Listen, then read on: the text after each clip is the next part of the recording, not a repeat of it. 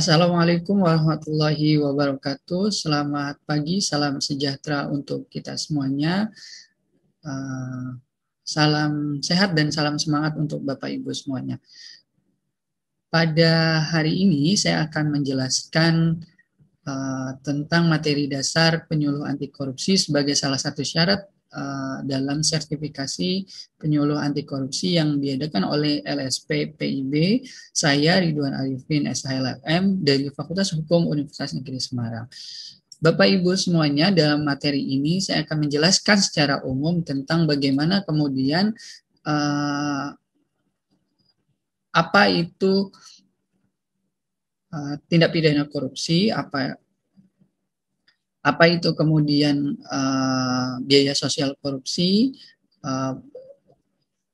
bagaimana kemudian kita bisa memberantas tindak pidana korupsi, dan beberapa contoh-contoh negara yang berhasil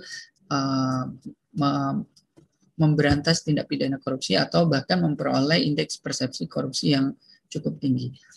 Bapak Ibu semuanya, saya akan mengawali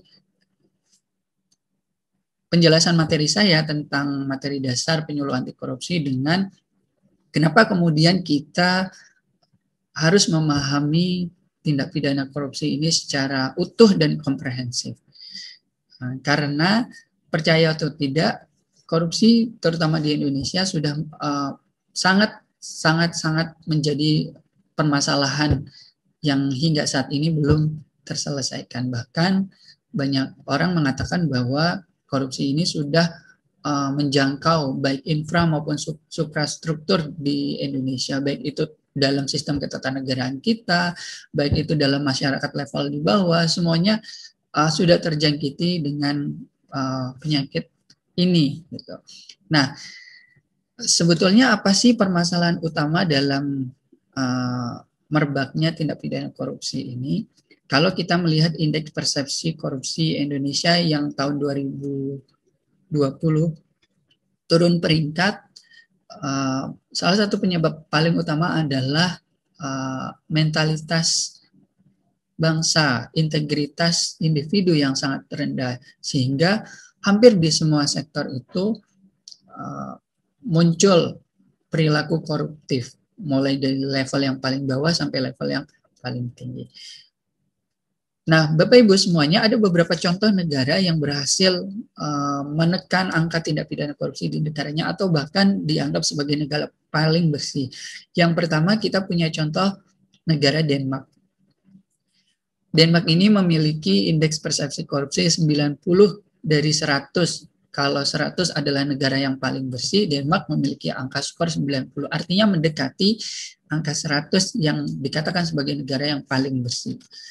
Nah, kenapa kemudian Denmark ini, apa sih rahasia negara Denmark menjadi negara yang paling bersih di dunia dalam konteks anti korupsi?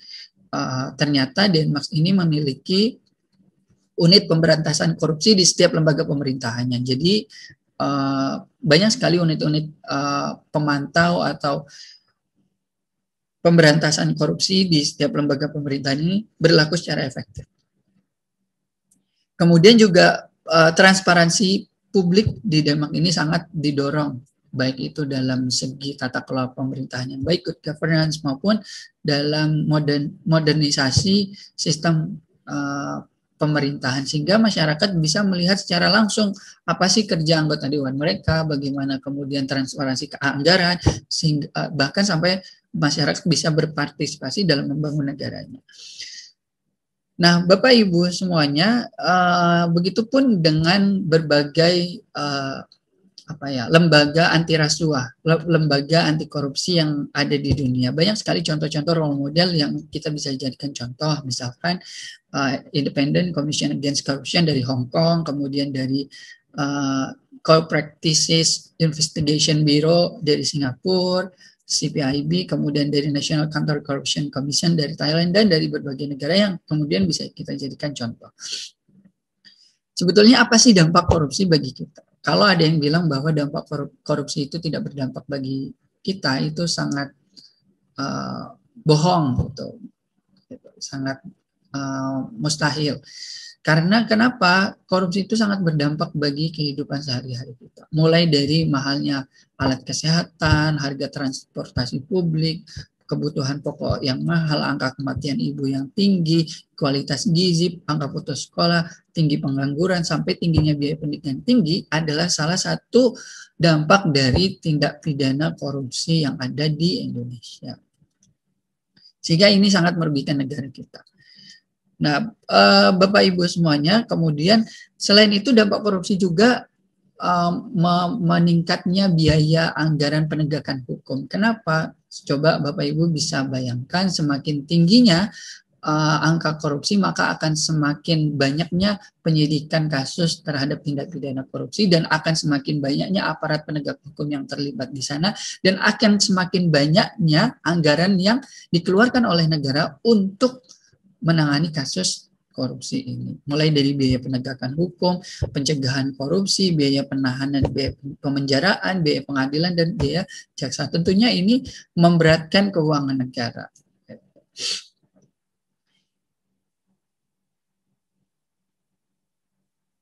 Nah, kemudian apa sih dampak lanjutan dari biaya sosial korupsi ini? Kita bisa memahami bahwa tindak pidana korupsi ini mengakibatkan pelayanan publik yang tak kunjung membaik.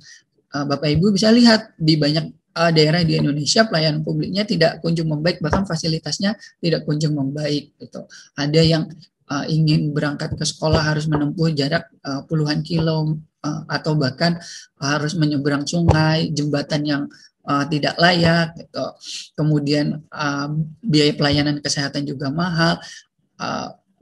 Unit-unit kesehatan juga susah dijangkau di banyak daerah di Indonesia. Biaya pendidikan semakin mahal, kesenjangan sosial semakin tinggi, bahkan biaya banyak sekali kemudian masyarakat yang hidup di bawah garis kemiskinan sebagai akibat dari tindak pidana korupsi ini. Sebetulnya apa sih yang dimaksud dengan korupsi? Kalau kita memahami secara umum, korupsi ini dikatakan sebagai sesuatu yang busuk, palsu, atau suap. Gitu. Jadi dimensi umum korupsi ini sesuatu yang buruk, busuk gitu. Nah, kita bisa melihat definisi tindak pidana korupsi ini di Undang-Undang Tindak Pidana Korupsi, Pemberantasan Tindak Pidana Korupsi di Indonesia. Sangat jelas bagaimana kemudian definisi tentang tindak pidana korupsi ini dikatakan. Tapi dimensi korupsi ini masih memiliki dimensi yang cukup luas. Ada hubungan antara Undang-Undang Tindak Pidana Korupsi, kemudian Undang-Undang Nomor 15 Tahun 2002 tentang Tindak Pidana Pencucian Uang, Undang-Undang KPK Nomor 30 Tahun 2000, kemudian tentunya Undang-Undang Nomor 31 Tahun 99, Junto Nomor 20 Tahun 2001 tentang pemberantasan tindak pidana korupsi, dan beberapa peraturan pemerintah lainnya yang berkaitan dengan tindak pidana korupsi. Nah, ada banyak sekali kemudian bentuk-bentuk tindak pidana korupsi menurut Undang-Undang Tipikor. Ada 30 bentuk jenis yang kemudian diklasifikasikan ke dalam 7 kelompok tindak pidana korupsi menurut Undang-Undang Tipikor. Yang pertama ada kerugian keuangan negara, suap, yang kedua suap, yang ketiga penggelapan dalam jabatan, yang keempat pemerasan, yang kelima perbuatan curang, yang keenam benturan kepentingan atau conflict of interest, yang ketujuh gratifikasi. Nah, Bapak Ibu semuanya, jika kita bertanya apa sih penyebab timbulnya tindak pidana korupsi, akan ada banyak teori yang menjelaskan bagaimana kemudian penyebab timbulnya tindak pidana korupsi, mulai dari teorinya Robert Klitgard yang mengatakan bahwa monopoli dan tidak adanya transparansi menjadi salah satu hal yang mendorong munculnya tindak pidana korupsi, atau bahkan ada teorinya Jack Bolon yang mengungkapkan bahwa tindak pidana korupsi ini muncul dari keserakahan, kesempatan, kebutuhan, dan bahkan tidak adanya pengungkapan di lingkungannya masing-masing. Nah, sebetulnya apa sih yang bisa kita lakukan dalam memberantas tindak pidana korupsi ini? Yang pertama, tentunya perbaikan sistem.